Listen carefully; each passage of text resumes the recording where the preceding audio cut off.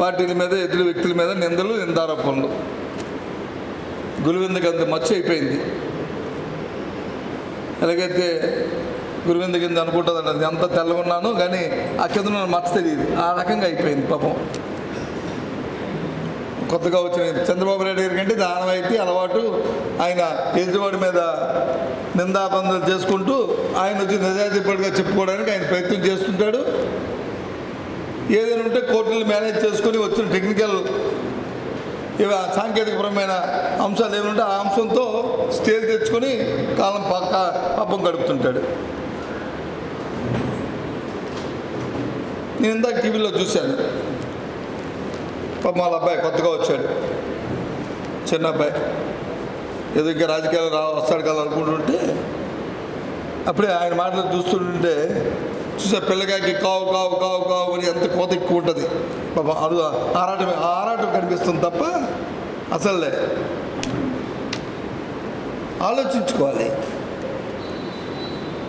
ఆయన అడుగుతున్నాడు, జగన్మోహన్ రెడ్డి గారు అవినీతి మీద వచ్చే సవాలు రండి మనం చర్చిద్దామని. సవాలు చర్చించే ముందు ఒక విషయాన్ని చెప్తున్నాను బాబు, నువ్వు అర్థం చేసుకో. రాజకీయాల్లో వచ్చిన ఆరోపణ ఏదైనా వస్తే ఆ ఆరోపణ కడతీర్చుకోవడానికి విచారణ అనేది జరిపించుకొని విచారణను నిజాయితీగా నువ్వు నిరూపించుకొని అప్పుడు ఈ మాటలు మాట్లాడ బాగుంటుంది. ఇదే అంశాలని స్వర్గీయ రాజశేఖర రెడ్డి గారు ఉన్నప్పుడు మీ తండ్రి గారు అప్పుడు ప్రతిపక్ష నాయకుడిగా, తండ్రి గారు అంటే ఎవరు? చంద్రబాబు నాయుడు గారు. ప్రభుత్వం మీద ఆరోపణలు చేశారు.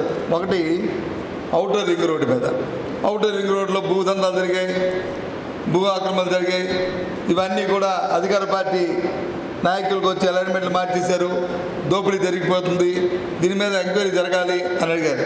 ఏ ఎంక్వైరీ కావాలని అడిగాం, సిబిఐతో ఎంక్వైరీ చేయాలన్నారు. సిబిఐ ఎంక్వైరీ వెంటనే అదొకటి.